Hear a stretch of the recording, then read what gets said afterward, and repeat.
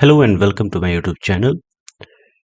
आज मैं बताने जा रहा हूँ आईबीएम में पूछे गए कोडिंग क्वेश्चन जो कि 15th ऑफ नवंबर यानी परसों पूछे गए हैं 6 पीएम वाले स्लॉट में। ठीक है, तो इसमें इस स्लॉट में एक्चुअली टोटल 3 न्यू क्वेश्चन थे, जिसमें कि फर्स्ट तो मैं इस वीडियो में ही बता रहा हूँ, कॉस्ट ऑफ सीमेंटिंग। दूसरा था आपको कार वैल्यूएशन, और थर्ड था सम एक्रॉस सेट। ओके, तो ये भी मैं नेक्स्ट वीडियो में बताने वाला हूँ। तो देखते हैं क्वेश्चन में क्या था। तो फर्स्ट ऑफ ऑल यहाँ पे हम लोग देखेंगे कि there is a rectangular park in a city. A walkway is built along the border inside the park. Now corporation has decided to cementing the path. Our goal is to find the cost of cementing. बस यही एक question है। ठीक है, आपको यहाँ पे एक डायग्राम दिख रहा होगा। तो ये आउटर आउटर पार्क का पूरा यहाँ पे डायमेंशन दिया गया है। ठीक है, और ये आपको विड्थ हो गया पाथ का, ये लेंथ हो जाएगा पार्क का आउटर लेंथ, और साथ ही ये हो जाएगा आपको आउटर विड्थ। वहीं पे हमें कैलकुलेट करना पड़ेगा inner length and inner width. फिर हमें इसका एरिया निकालना है और फिर कॉस्ट निकालना है। तो भाई जो गिवन पैरामीटर्स है वो क्या क्या है, तो यहाँ पे आपको लेंथ और ब्रेथ का रेशियो दिया होगा, साथ ही पेरीमीटर दिया होगा, और विड्थ ऑफ पाथ दिया होगा, और कॉस्ट पर स्क्वायर मीटर दिया होगा। नेक्स्ट में यहाँ पे अगर हम देखें फंक्शनल डिस्क्रिप्शन का, तो यहाँ पे implement the function calculate cost of cementing, जिसमें कि ये पांचों पैरामीटर पास किए होंगे। ठीक है, कुछ कॉन्स्टेंट्स भी है, उसे भी देख लेते हैं। All the input parameter are positive integer. तो हमें पहले ये चेक करना है कि सारा जो पैरामीटर है जैसे X Y P W and C ये पॉजिटिव होना चाहिए। ठीक है, अगर ये पॉजिटिव नहीं है उस केस में क्या करना होगा, इनवैलिड इनपुट, ये हमें रिटर्न करना होगा। दूसरा है width of pathway can't be more than perimeter. ये हमें चेक करना है कि W जो है वो कभी भी ग्रेटर नहीं होना चाहिए पेरीमीटर से, दूसरा कंडीशन। ठीक है, अब बात करते हैं फंक्शन का रिटर्न टाइप। तो अब यहाँ पे जब हमें रिटर्न में इनवैलिड इनपुट भी देना है, और साथ जो कॉस्ट आएगा वो तो इंट में हो सकता है, होल नंबर है तो इंटीजर हो सकता है, बट ये दोनों एक साथ नहीं हो सकता कि ये स्ट्रिंग है और ये इंट है। तो हम लोग क्या करेंगे, यहाँ पे वॉइड ले लेंगे, और आई थिंक शायद डिफॉल्ट भी वॉइड ही दिया हुआ है, बट इसे हम चेंज कर भी सकते हैं। ठीक है, आगे देखते हैं इनपुट में यहाँ पे कैसे क्या दिया गया है। जैसे अगर आप देखोगे तो इनपुट में जो 3 है ये आपको x का वैल्यू है, 2 है ये y का वैल्यू है, 240 पेरीमीटर है, 3 जो है वो विड्थ ऑफ पाथ है, और 120 रेट है, कर सकते हैं कॉस्ट पर स्क्वायर मीटर। और ये हो गया हमारा टोटल कॉस्ट 82,080 रुपीज। तो देखते हैं इसे सॉल्व कैसे करना है। तो फर्स्ट ऑफ ऑल हमारे पास ये पार्क है, और जिसका कि रेशियो दिया गया है x और y, लेंथ और ब्रेथ का रेशियो है। तो हमें पता है जो पेरीमीटर का फॉर्मूला होता है वो क्या होता है, ये एक्चुअली ओल्ड स्कूल प्रॉब्लम है, 2 इंटू एक्स प्लस वाई, ये पेरीमीटर हो जाएगा। पेरीमीटर हमारे पास ऑलरेडी दिया गया है, तो यहाँ से अगर हम लोग एक सेंस देखिए एक्स और वाई क्या है, तो ये रेशियो दिया गया है इसका, तो ऑब्वियस बात है कुछ रेशियो मल्टीप्लायर होगा।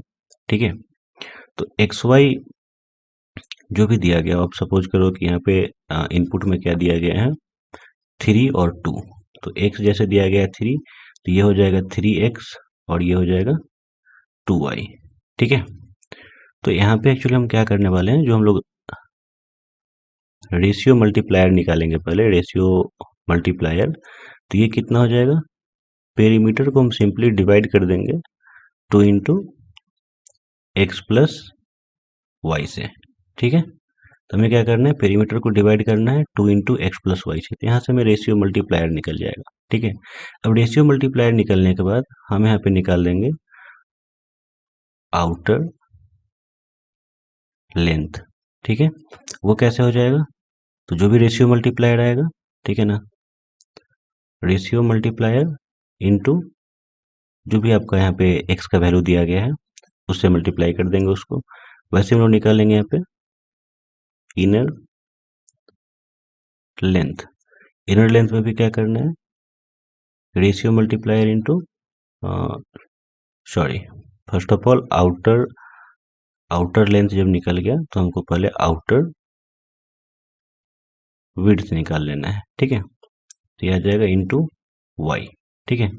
या आप सपोज करो कि एक्स वाई को छोड़ के मैं आपको कुछ रियल जो एग्जांपल है उसी से बता रहा हूँ कि आप मान लो कि ये क्या है हमारा 2 है और ये 3 है, ठीक है। साथ ही पेरीमीटर दिया हुआ है 240। तो सपोज करो हम यहाँ पे रेशियो मल्टीप्लायर मान लेते हैं इसका x, ठीक है।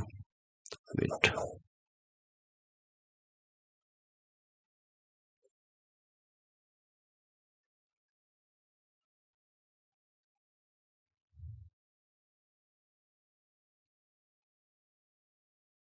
ओके। तो यहाँ पे 2x और 3x। तो आपको पता है जो पेरीमीटर होता है रेक्टेंगल का होता है 2 इंटू एल प्लस बी। यहाँ पे पेरीमीटर कितना दिया गया है 240। तो 240 इक्वल टू क्या हो जाएगा 2 इंटू 2x प्लस 3x। तो यहाँ से अगर हम देखें तो ये हो जाएगा 2 इंटू 5x और ये हो जाएगा 10x। तो यहाँ से x का वैल्यू कितना हो जाएगा 240 अपॉन 10। तो यहाँ से कितना निकल गया x का वैल्यू आ गया आपका 24। तो ये हमारा हो गया रेशियो मल्टीप्लायर, ठीक है 24। तब ये 24 जब मिल गया तो यहाँ से हम निकाल लेंगे आउटर लेंथ। आउटर लेंथ कितना हो जाएगा 24 इंटू 3, ये हो जाएगा 72। यहीं पे अगर हम बात करते हैं आउटर ब्रेथ का, ये कितना हो जाएगा 24 इंटू 2 यानी कि 48, ठीक है।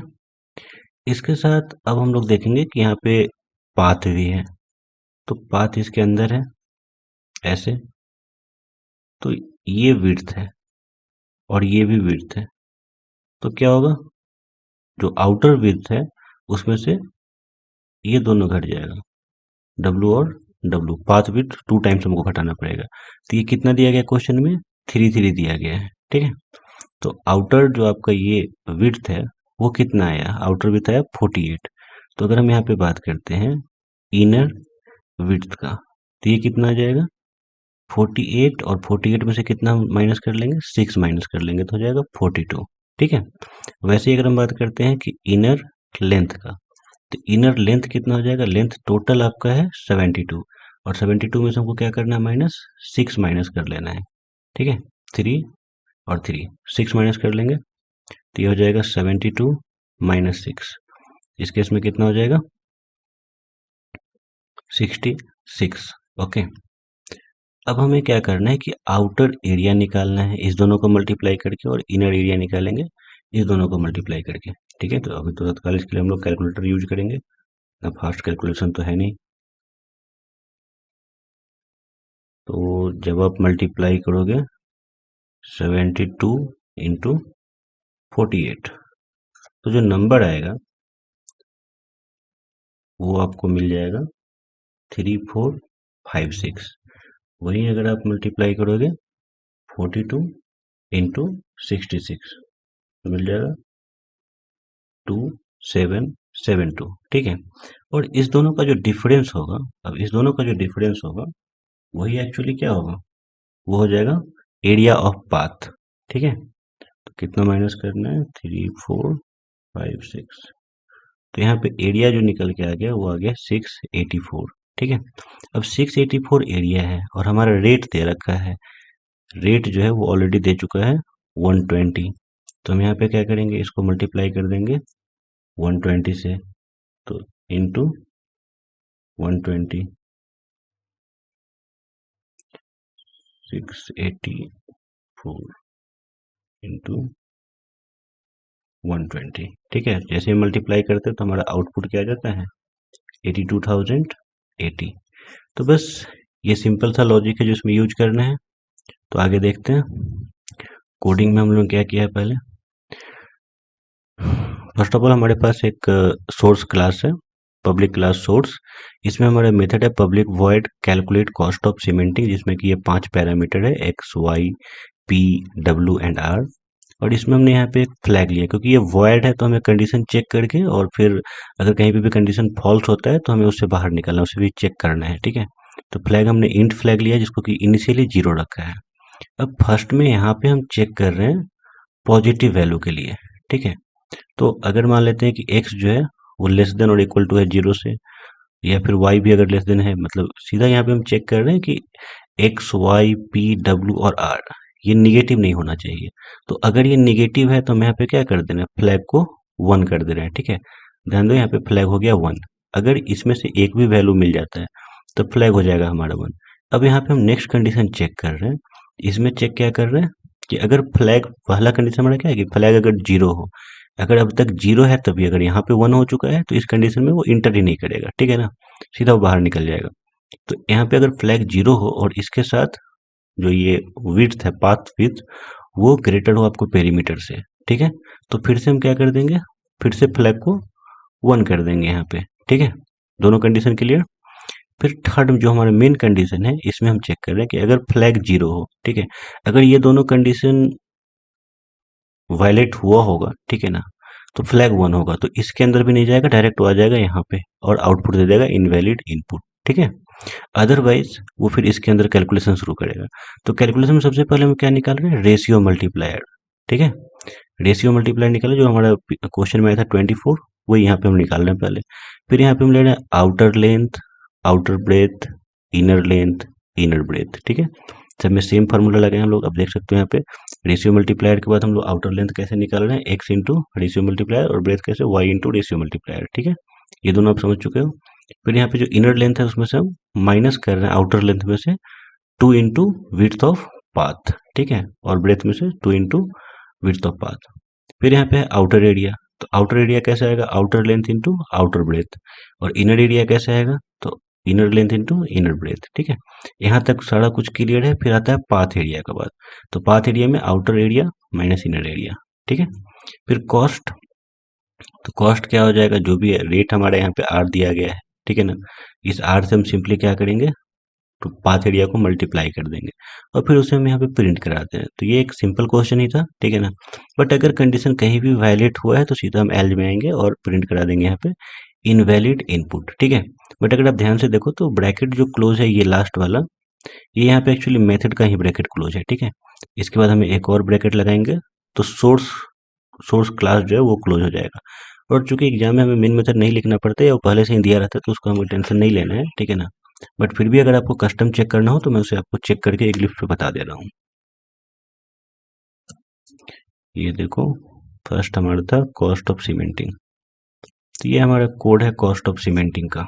ठीक है, मैं इसको फॉन्ट थोड़ा सा बढ़ा दे रहा हूँ, आप यहाँ पे चेक कर सकते हो, सारा सेम कंडीशन है यहाँ पे। ठीक है, और हमने इनपुट में सेम चीज पास किया है, 3 2 240 3 एंड 120। ठीक है, तो इसे हम एग्जीक्यूट करेंगे तो अब देख सकते हैं यहाँ पे, जहाँ पे मेथड में हमने इनवैलिड इनपुट किया है उसको बाद मैंने क्लोज किया है यहाँ पे। ठीक है, ये सोर्स क्लास हमारा क्लोज हो गया यहाँ पे। मेथड मेथड क्लोज हो गया, इसको हमने मेन मेथड बनाया है। मेन मेथड में सोर्स का एक ऑब्जेक्ट बना के और फिर हम मेथड को कॉल कर दिए हैं। ठीक है, वॉइड है, इसके लिए system dot out dot println लगाने का कोई नीड नहीं है इसमें, और इसे हम सिंपली एग्जीक्यूट करेंगे और देखेंगे रिजल्ट। तो अब देख सकते हो रिजल्ट क्या आ रहा है, 82,080। तो बस इस प्रोग्राम में इतना ही था। अब नेक्स्ट क्वेश्चन इसके बाद मैं जल्दी अपलोड कर रहा हूँ, जिसका लिंक मैं इसके डिस्क्रिप्शन में भी डाल दूंगा। तो नेक्स्ट है वो है कार वैल्यूएशन। ओके।